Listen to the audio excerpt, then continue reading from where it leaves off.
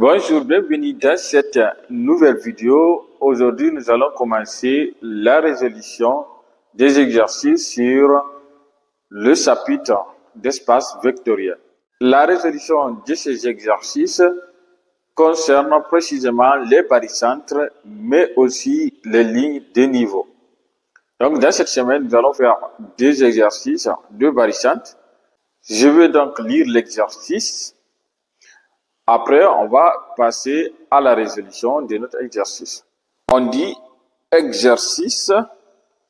On considère dans le plan un triangle ABC rectangle en A tel que AB est égal à DA et AC est égal à A où A est un nombre réel strictement positif. Dans la première question petit a, on demande ici de déterminer et de construire le barycentre G des points pondérés A d'affixe 1, B d'affixe moins 1 et C d'affixe 1. Première question petit b, déterminer et construire l'ensemble C des points M du plan tel que la norme de MA vecteur moins MB vecteur plus MC vecteur est égale à la norme de MA vecteur plus MB vecteur moins DMC vecteur. Deuxième question, on nous dit ici, soit H, le point du plan défini par AH vecteur est égal à 1 demi de AB vecteur moins AC vecteur. Petit a, démontrer que le point H est le barycentre des points pondérés A d'affixe 3, B d'affixe 1 et C d'affixe moins 2. Petit b, pour tout réel K, on considère l'ensemble EK des points M du plan tel que 3M A carré, MB carré moins DMC carré est égal à K fois A au carré. On nous dit ici pour quelle valeur de K l'ensemble EK contient le point C. On a résolution, déterminons et construisons le barycentre de A d'affixe 1, B d'affixe moins 1 et C d'affixe 1. D'abord, on a 1 moins 1 plus 1 qui est égal à 1 et qui est différent de 0. Comme ici, l'affixe de 3 points est différent de 0, c'est qu'on a un barycentre. Et on va noter ce barycentre G. Ce qui va impliquer ici que GA vecteur moins GB vecteur plus GC vecteur est égal au vecteur nul. OK? Ici, ce qu'on va faire, on va insérer l'un des deux points. Soit on insère le point A, ou bien on insère le point B, ou bien on insère le point C. On va insérer le point A. Et si vous insérez le point A, ce que vous allez obtenir, je vais vous donner la formule générale.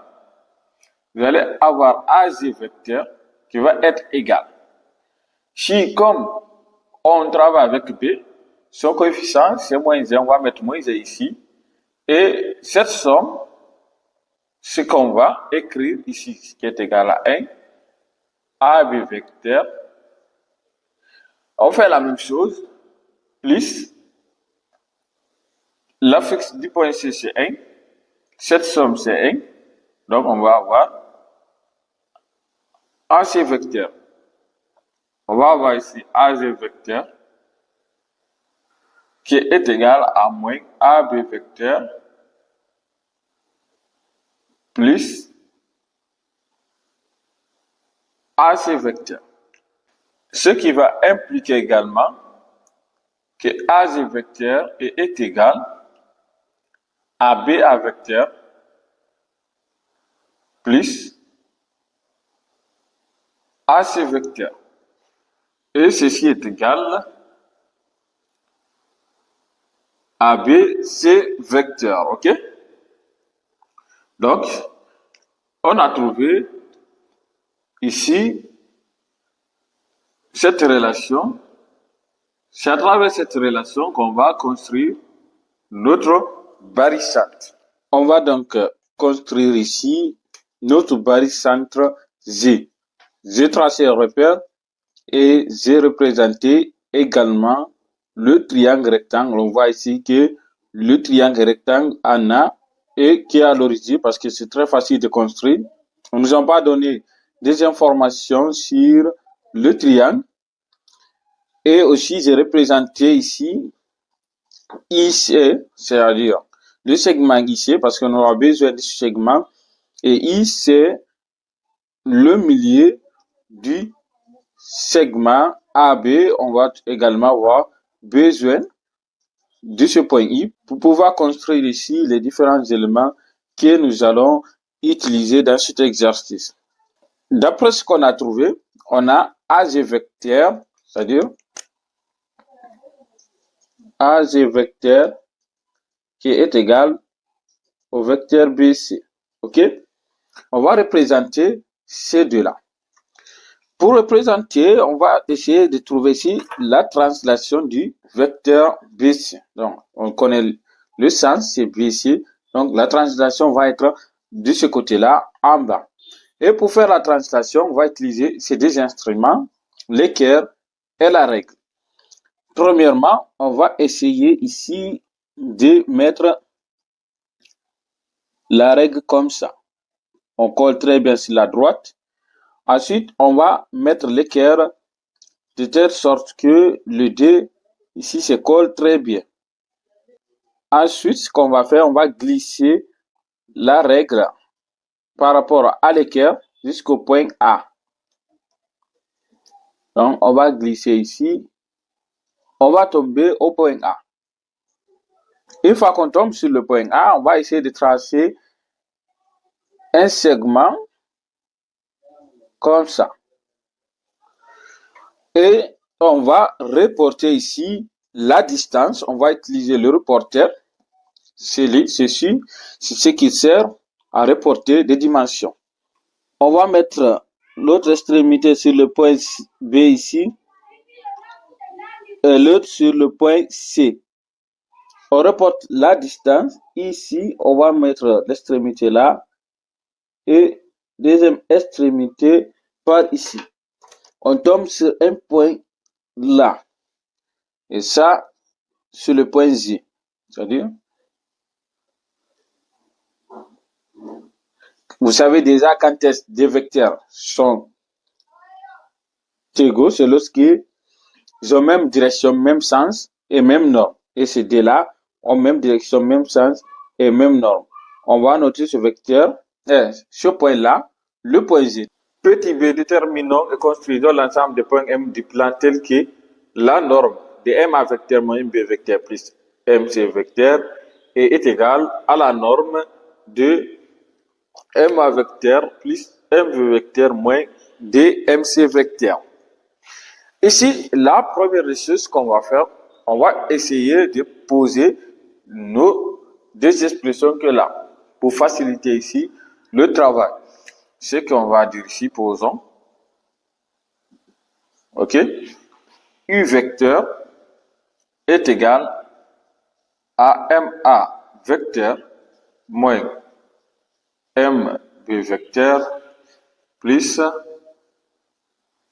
MC vecteur et on va poser V vecteur qui est égal à ici MA vecteur plus MB vecteur et moins DMC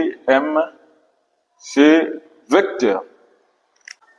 Ici, on sait que si nous prenons le vecteur ici, ce qu'on va faire, on va insérer le point Z dans cette relation, c'est-à-dire insérons le point Z. Et si nous insérons le point Z dans U vecteur, on va obtenir U vecteur est égal à MG vecteur. Normalement ici, c'est la somme des coefficients, c'est-à-dire des affixes de 3 points A, B, C, mais on sait que la somme, ça donne 1. Donc, on va obtenir ça. On va prendre ici pour notre V vecteur, on va dire ici pour V vecteur, on a. OK? Si nous prenons la somme de ces coefficients, 1 plus 1 moins 2, est égal à 0. Comme ici, c'est 0, on va essayer ici d'insérer I qui est le milieu du segment AB. OK? I est le milieu du segment AB. Donc, si nous insérons U, on va avoir V vecteur qui est égal à MI vecteur plus IA vecteur plus MI vecteur plus IB vecteur et on va avoir moins D MI vecteur moins D IC vecteur. OK? Et là, si nous prenons ces 3 là, ça va faire 0. Ce qui implique ici que V vecteur est égal à IA vecteur plus IB vecteur moins DIC vecteur. Or, si nous prenons I c'est le milieu du segment AB. Donc, ces deux vecteurs-là vont donner le vecteur nul. Okay? Parce que si on a le segment ici, on a A, et on a B, on a I. Donc, si nous prenons ces deux vecteurs-là, ce sont des vecteurs qui ont le même nom, mais de sens opposé. Ce qui veut dire que sont nuls. Donc, ceci va être tout simplement égal à moins D I C vecteur. Et on a trouvé V. On sait que la norme de I vecteur est égale à la norme de V vecteur, ce qui implique ici que la norme de MG vecteur est égale à la norme de moins DI C vecteur. Ce qui implique également que MG est égal à DI IC. Et là, on peut dire que l'ensemble des points M du plan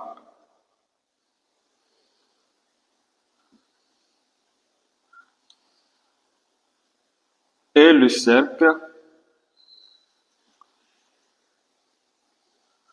de centre G et de rayon DIC. On va construire ici l'ensemble C des points M du plan. OK? D'après nos démonstrations, on a trouvé que MG est égal à DIC.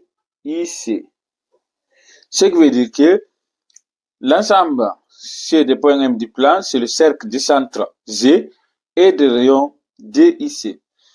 Et ici, pour trouver DIC, on va essayer de prolonger ce segment-là. OK? On va prolonger. Comme le segment est prolongé, on va reporter cette distance qui est là.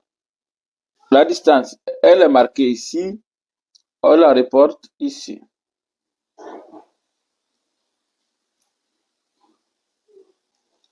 Là, on aura ici le point DIC. Et ce point-là, nous aurons besoin de ça pour tracer notre cercle.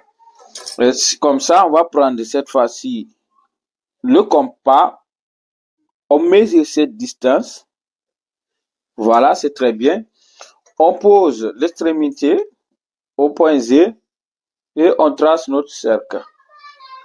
Donc, on va tracer ici notre cercle. Je ne sais pas si vous voyez très bien, mais j'espère que le crayon sort. Mais ce qui est important, vous devez comprendre ce qu'ils sont en train d'expliquer. OK? Donc, notre cercle est bien tracé. Faites très attention. Vous tracez le cercle. On va le noter. C'est deuxième question petite a. On nous donne ici A has vecteur qui est égal à 1 demi de AB vecteur moins AC vecteur. Et on nous demande de démontrer ici que A est le barycentre des points A, B et C d'affixes respectives 3, 1 et moins 2. Ici, on a d'abord notre relation A has vecteur qui est égal à 1 demi AB vecteur moins AC vecteur. Ce qu'on va faire, on va insérer ici le point has. Donc, insérons le point has dans la relation. Si nous insérons le point has dans la relation ici ça ne change pas. On va toujours avoir A has vecteur qui est égal à 1 demi de A has vecteur plus has B vecteur moins, on ferme, moins facteur de A has vecteur plus has C vecteur. Donc, on va avoir A has vecteur qui est égal à 1 demi de A has vecteur plus 1 demi de has B vecteur moins A has vecteur moins has C vecteur. Donc, on va avoir ici A has vecteur qui est égal à moins 1 demi de A has vecteur plus 1 demi de has B vecteur moins has C vecteur. On va multiplier la relation par 2. On va avoir 2 A has vecteur. Ici, si nous multiplions par 2, on va avoir moins A has. Quand il vient par là, ça va être plus A has vecteur. Ici, quand nous multiplions par 2, on va avoir has B. Il vient par là, ça va être moins has B vecteur. Et ici, on va avoir plus 2 has vecteur qui est égal au vecteur nul. Et on va avoir ici moins 3 has A vecteur moins has B vecteur plus 2 has C vecteur qui est égal au vecteur nul. Donc ici, on va multiplier par le signe moins. On va avoir 3 has A vecteur plus has B vecteur moins 2 has C vecteur qui est égal au vecteur nul. Comme ici, on a 3 plus 1 moins 2 qui est différent de 0, alors on peut dire que has est le barycentre des points pondérés A affecté de 3, B affecté de 1 et C affecté de moins 2.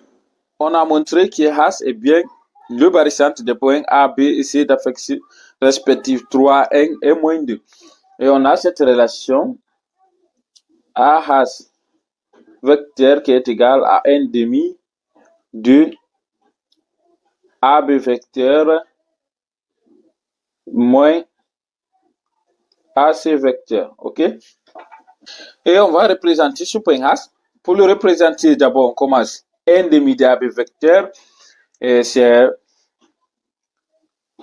CI, c'est-à-dire le vecteur c'est AI, vecteur qui est égal à 1 demi de AB vecteur. Parce que c'est le même sens, donc c'est la moitié. Et encore, on a moins AC vecteur. On sait qu'AC vecteur, c'est ce sens-là. Et là, on va prendre le sens inverse. Voici ici le moins AC vecteur, ok? Donc, on peut dire ici moins AC vecteur, c'est ici. Et pour trouver le point H, on va translater aussi ces deux-là. Donc, vous translatez par rapport à l'axe des ordonnées des abscisses, c'est très simple. On va tracer une droite qui est perpendiculaire à l'axe des abscisses. Et on fait la même chose, on trace une autre droite qui est perpendiculaire par rapport à l'axe des ordonnées sur le point I.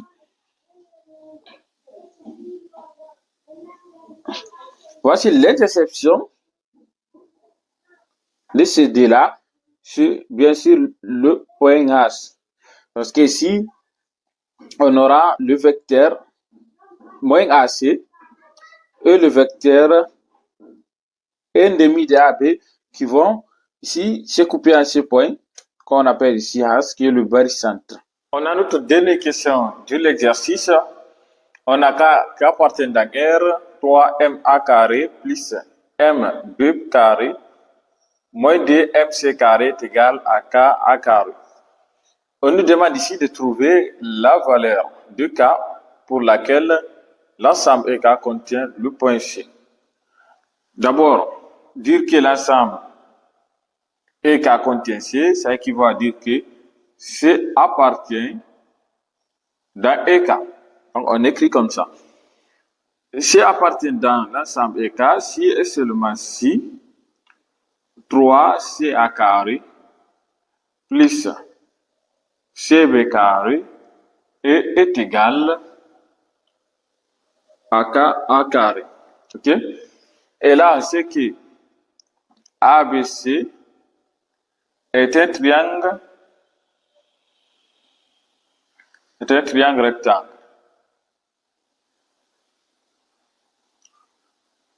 Donc, comme ABC est un triangle rectangle, on peut appliquer ici le théorème de Pythagore, qui dit ici que BC carré est égal à AB carré plus AC carré. Ok? Donc, ceci va être égal. On se connaît AB, donc on va avoir DA au carré plus AC c'est A, donc on va avoir A au carré qui est égal à 4A carré plus A carré. Donc on a BC carré qui est égal à 5A carré. On peut donc remplacer dans cette relation. On va avoir 3 fois CA carré c'est A, donc on va avoir 3A carré plus 5A carré qui est égal à K fois A carré. Ce qui implique ici que 8A carré est égal à K fois A carré. Ce qui implique ici K est égal à 8. On peut dire ici donc, pour K est égal à 8, ici on a C qui appartient à l'ensemble EK.